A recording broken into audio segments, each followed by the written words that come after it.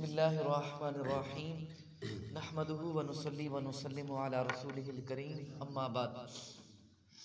पिछले दो दर्स में हमने नमाज के तरीक़ा के हवाले से दो हदीस मुबारका आपके सामने पेश की हैं।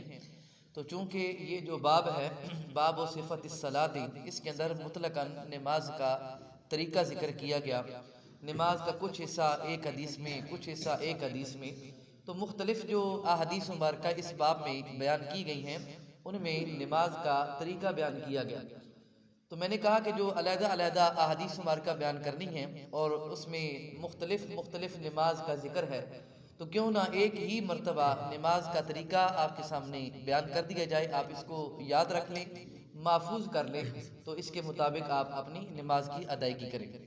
नमाज का तरीक़ा ये है कि बावुज़ू होकर किबला मुँह करके खड़े हो जाए, नियत कर लें। तो नियत के अंदर ये है कि दिल से नियत करना ये नमाज के अंदर लाजिम और ज़रूरी है। अगर कोई बंदा दिल में नियत ना करे तो उसकी नमाज ही नहीं होती। बाकी रही बात ज़ुबान से नियत करना, जो अल्फाज हम बोलते हैं, तो ये मुस्तहब अमल है। अगर कोई करे तो इस पर भी उसको सवाब मिलेगा और ये करना चाहिए ताकि इंसान का जो दिल दिमाग वो पूरे का पूरा नमाज की तरफ मुतमईन हो जाए। इसके अंदर नमाज के अंदर ये है कि फ़राइज़ के अंदर तायीन ज़रूरी है। जिस तरह हम वितर की नियत करते हैं तो कहते हैं वितर वाजिब इस रात के, तो वितर वाजिब है और वाजिब का दर्जा कम है फ़राइज़ की बनिस्बत। तो जब वितर के अंदर ये वाजिब के अंदर आप तायीन करते हैं तो फ़र्द के अंदर भी तायीन करना ज़रूरी है। ये ऐसा मसला है जिससे कई सारे लोग, बल्कि अक्सर लोग जो हैं वो गाफिल हैं, वो इस बात को नहीं जानते। दिल में नियत करें तो ये भी इरादा करने साथ कि मैं अब की फजर की नमाज अदा कर रहा हूँ, ये लाजमी इरादा करें। और अगर ज़ुबान से करें तो इसमें कह लें कि आज फजर की नमाज अदा करता हूँ। जिस तरह कहते हैं ना वितर वाजिब इस रात के, इसी तरह बाकी फ़राइज़ के अंदर भी तायीन करें। सुन्नतें और नवाफिल के अंदर तायीन करने की ज़रूरत नहीं है, ठीक है। इसके बाद जो कज़ा नमाज का मसला है उसके अंदर भी तायीन करना ज़रूरी है। मिसाल के तौर पर किसी बंदे की नमाज कज़ा हो गई ज़ोहर की, तो आज अगर उसने वो कज़ा पढ़नी है तो उसको चाहिए कि वो इस तरह नियत करे कि कल की ज़ोहर की कज़ा नमाज में अदा करता हूँ। अगर वो कल की ज़ोहर की इस तरह के अल्फाज नहीं नियत करेगा, यानी कि वैसे ही कह देगा जी बस मैं ज़ोहर की कज़ा पढ़ता हूँ, तो फिर वो कल वाली नहीं होगी। जो शुरू में उसकी नमाज कोई कज़ा हुई वहाँ पर वो चली जाएगी, ठीक है ना। तो ये तायीन करना ये ज़रूरी है, ये मसला ज़हन में रखें। अक्सर लोग इस मसला से गाफिल हैं। तकबीर तहरीमा कहें, कान जो है इनकी जो लोएं हैं ये, इनको अंगूठा छू जाए, ऐसे हाथ बिल्कुल सीधे रखें, मामूली सी उंगलियां जो हैं ये खुली हुई हों, ज्यादा नहीं, मामूली सी। तो ये इस तरह बिल्कुल कानों की लो जो है इनको छू जाए, तो इस तरह तकबीर तहरीमा कहें। कुछ लोग ऐसे रस्ते में कर देते हैं मामूली सा हाथ ऊपर करके, तो ये नमाज तो हो जाएगी लेकिन ये तरीका खिलाफ सुन्नत है। सुन्नत तरीका ये नहीं होगा, खिलाफ सुन्नत होगा। और सुन्नत तरीका यही है अहनाफ के नज़दीक जो मैंने आपके सामने जिक्र किया। उसके बाद हाथों को बांध लें। मर्द के लिए हाथों को बांधने का तरीका ये है कि ये जो दायां हाथ है इसको बाएं हाथ के ऊपर रखें और ये जो छोटी उंगली है सबसे, इसका और अंगूठे का ये दाएं बाएं इस तरह दायरा बनाएं और ये जो तीन उंगलियां हैं इनको बिल्कुल खूब कुशादा करके इस तरह रखे हाथ को और फिर ये नाफ के नीचे बांध लें। ये तरीका है मर्द के लिए। औरत का तरीका ये है कि वो अपने सीने पर इस तरह, यहाँ पर इस जगह पर वो हाथ इस तरह बांधे। उसके लिए वो इस तरह करना ये वाला मामला नहीं है, बस बाएं हाथ के ऊपर दायां हाथ जो है वो इस तरह रख के बांध ले। इसके बाद सुबहानक अल्लाहुम्मा सना पड़ेगा। सना के बाद सूरत फातिहा पढ़ेगा। सूरत फातिहा के बाद उसके साथ सूरत मिलाएगा। लेकिन यहाँ पर यह बात याद रहे कि सुबहानक अल्लाहुम्मा वला इलाहा गैरु तक पढ़ने के बाद आऊज़ु बिल्लाहि मिनश शैतानिर रजीम, इसी तरह बिस्मिल्लाहिर रहमानिर रहीम भी पढ़ा जाएगा। और सूरतुल फातिहा से पहले बिस्मिल्लाहिर रहमानिर रहीम पढ़ना ये सुन्नत है। और सूरतुल फातिहा के बाद अगर कोई सूरत मिलाए, जिस तरह के अक्सर लोग जो कुरान मजीद ज़बानी पढ़े हुए नहीं होते वो सूरत इखलास पढ़ते हैं, कुल हुवल्लाहु अहद, तो सूरत इखलास से पहले बिस्मिल्लाहिर रहमानिर रहीम पढ़ लें तो मुस्तहब है, सवाब मिलेगा। अगर ना पढ़े तो कोई गुनाह नहीं है, ठीक है। तो ये बात भी याद रहे यहाँ पर किरात के हवाले से। चूंकि बाब सिफत सलात के आगे किरात का मसला है, तो किरात का मसला भी खूब समझ लें कि सूरतुल फातिहा के बाद 3 आयात पढ़ना या इतनी बड़ी एक आयत हो जो 3 आयात के बराबर हो, ये नमाज के अंदर वाजिब है।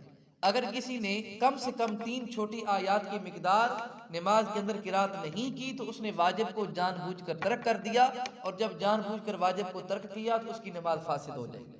ये किरात का मसला है, ये भी ज़हन नशीं कर लें। यानी कि जो हम किरात करते हैं ना, सूरत फातिहा के बाद सूरत इखलास पढ़ते हैं, कम से कम इतनी मिकदार किरात ज़रूर करनी चाहिए। अगर कोई इतनी भी नहीं करता तो उसकी नमाज नहीं होगी।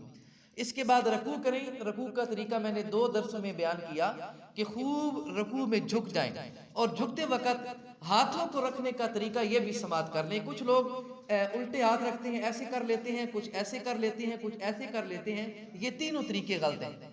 असल सही तरीका ये है कि इस तरह करें, ये मुकम्मल यानी कि उंगलियों को खूब फैलाकर अपने घुटनों को अच्छी तरह पकड़ लें और फिर रुकू करें। और रुकू इस अंदाज में करें कि पीठ और सर बिल्कुल ऊपर से बराबर हो, ना कि कुबड़ा की शक्ल में बना हुआ हो या मामूली सा झुका हुआ हो, ऐसा ना हो। और औरत के लिए जो रुकू करने का यहाँ पर तरीका है वो ये है कि औरत सिर्फ इतना झुक जाए कि उसकी सिर्फ उंगलियां जो हैं ये घुटनों तक पहुंच जाए। उसको मर्दों की तरह ये उंगलियां कस के घुटने पकड़ने का हुक्म नहीं है, बल्कि वो सिर्फ इतना झुके कि उसकी जो उंगलियां हैं वो घुटनों तक पहुंच जाए। ठीक है। इसके बाद खूब सीधा खड़े हो जाएं, समी अल्लाहु लिमन हमीदा कहते हुए, और रकू के अंदर कम अज कम 3 मरतबा सुब्हान रब्बियल अज़ीम पढ़ना ये सुन्नत है। अगर कोई इससे भी कम पढ़ता है तो उसकी सुन्नत अदा नहीं होगी। इससे ज्यादा पढ़ सकते हैं, इससे कम नहीं पढ़ सकते। इससे ज्यादा पढ़ें तो ताक अदद में वो ज्यादा पढ़ सकते हैं। खड़े हो जाएं, खूब सीधा खड़े हो जाएं, समी अल्लाहु लिमन हमीदा रब्बना लकल हम्द। फिर उसके बाद सजदा में चले जाएं। सजदा में जाने का तरीका ये है कि पहले अपने घुटने गोडे ये जमीन पर लगाएं, उसके बाद दोनों हाथों को जमीन पर रखें, और उसके बाद नाक को, और उसके बाद पेशानी को। और सजदा करते वक्त कुछ लोग ये भी गलती करते हैं कि वो सिर्फ नाक की ये जो सिरी है ना मामूली सी, ये चोंच नुमा, इसको सिर्फ जमीन पर लगा देते हैं, तो इससे नमाज नहीं होती। चूंकि सजदा के अंदर अगर कोई नाक में जख्म वगैरह तकलीफ वगैरह नहीं है तो ये नाक की जितनी हड्डी जमीन पर लगाना मुमकिन है इसको लगाना चाहिए। चूंकि अब देखिए मिसाल के तौर पर मैं आपको एक मिसाल देता हूँ। फिका की किताबों में ये है कि नाक जमीन पर लगाएं, ठीक है। अब अगर मिसाल के तौर पर ये उंगली है, कोई बंदा कोई मुजरिम है, उसको हुक्म मिलता है कि इसकी उंगली काट दी जाए, तो उंगली यहां से काटी जाएगी या यहां से काटी जाएगी? यहां से काटे, ये तो पोरा है, ये उंगली नहीं है, पूरी काटी जाएगी।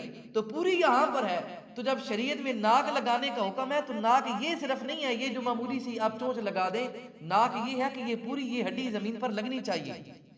और सजदे में इस चीज को मद्देनजर रखना चाहिए कि सजदा इस अंदाज में उस जमीन पर करें जहां पर पेशानी टिक जाए। अगर उसको इधर उधर करें तो वो हिले नहीं, यानी कि दरमियान में कोई लचक वगैरह ना हो। बाद मसाजिद ऐसी हैं कि उनमें इतना कारपेट होता है, इतना फोम होता है कि वहां पर जो माथा है, पेशानी है, ये टिकती नहीं है, तो ऐसे ही सफ़ों पर नमाज नहीं होती। ये बात ज़हन में रखें। मैंने कई मसाजिद में ऐसा देखा, और फिर इमाम के लिए 4-4, 5-5 जाए नमाजें बिछाई जाती हैं कि इमाम के घुटनों को, पाँव को तकलीफ ना हो। लेकिन ये भी याद रखें कि इमाम की नमाज इस अंदाज में ना हो जाए कि इमाम की ही अपनी नमाज ना हो, तो जब इमाम की नहीं होगी तो मुक्तदियों की कहाँ होगी। तो जाए नमाज हो या नमाजियों के लिए सफ बिछाई गई हो, उसके अंदर ऐसा माहौल होना चाहिए कि जब सजदा करें तो माथा खूब जमीन पर टिक जाए। जिसका माथा जमीन पर नहीं जमता, नहीं टिकता, उस बंदे का सजदा नहीं होता, और जिसका सजदा नहीं होता उसकी नमाज भी नहीं होती। ये अक्सर मसाजिद में आजकल सहूलियात ऐसी आ गई हैं, लेकिन ऐसी सहूलियात नहीं है, वो तो वबाल है, क्योंकि उससे नमाज भी नहीं होती। तो ऐसी सहूलियात की तरफ नहीं रग़बत करनी चाहिए। और सजदे में जो पाँव की उंगलियां हैं, इनका एक अंगूठा उसका पेट कहते हैं ये वाली जगह, पाँव का अंगूठे का पेट, उसको जमीन पर लगाना फर्ज है। और इसके अलावा 2 उंगलियां साथ और मिला लें तो ये 3 उंगलियों का पेट जमीन पर लगाना ये वाजिब है। कुछ लोग ऐसे सजदा करते हैं कि उनकी उंगलियों के पेट जमीन पर नहीं लगते, या तो वो बिल्कुल पैर जो हैं वो सीधे ऊपर होते हैं, सिर्फ उनके सिरे जो हैं उंगलियों के वो लगते हैं जमीन पर, या वो पीछे की तरफ पाँव कर देते हैं जैसे बच्चे नमाज पढ़ते हैं। तो ऐसे नमाज नहीं होती। नमाज का तरीकाकार ये है कि उंगलियों की जो पेट हैं वो जमीन के साथ लगे हुए हों, कम से कम एक पाँव की 3 उंगलियों के पेट जमीन पर लगना ये वाजिब है, और पांचों की पांचों उंगलियों की पेट जमीन पर रखना लगाना ये सुन्नत है। और वो उंगलियां जो हैं वो किबला की तरफ सीधी हों। इसी तरह हाथ जो हैं जब सजदा में रखें तो ये भी बिल्कुल किबला की तरफ सीधे हों। और सजदा करने का तरीका ये है कि ना ये कोहनियां जमीन पर लगी हुई हों और ना ही ये कोहनियां इस तरह बगलों के साथ लगी हुई हों, ऐसा बिल्कुल हुक्म नहीं है। हाँ, जमात के अंदर नमाजी जब मिल के खड़े होते हैं उस वक्त हुक्म और होता है, लेकिन ये जब अकेले नमाज पढ़ रहे हो तो ऐसे हाथों को खूब खुला करके आप नमाज अदा करें। यहाँ तक रकू का भी हुक्म आ गया, सजदा का भी हुक्म आ गया, और दो सजदों के दरमियान खूब बैठें आराम सुकून के साथ। इसी तरह फिर अपनी दूसरी रकत मुकम्मल करें और आखिर में कादा बैठे। कादा बैठने का तरीका ये है कि दायां पाँव जो है उसको खड़ा करें, ठीक है, और बायां पाँव जो है उसको बिछाकर उस पर बैठ जाएं, और हाथ जो हैं उनको इस तरह रखें कि सीधा किबला की तरफ उंगलियां हों, यानी कि दाएं बाएं ना हो, और घुटनों के ऊपर ऐसे रखें और इस तरह अपनी नमाज मुकम्मल करें। ये मुख्तसर और सादा सा तरीका मैंने आपके सामने नमाज के हवाले से बयान किया। बाकी इसके अंदर कोई कमी पेशी हो सकती है, जो मसाइल हों, चूँकि नमाज के इतने मसाइल हैं कि मुसन्निफीन की बड़ी बड़ी किताबें भरी पड़ी हैं, नमाज के मसाइल ख़त्म नहीं होते। यो एक मुख्तसर और सादा सा तरीका मैंने आपके सामने बयान किया। बाकी इसके अंदर किसी को कोई सवालात वगैरह करने हो तो वो बिल्कुल मुझसे सवाल कर सकता है।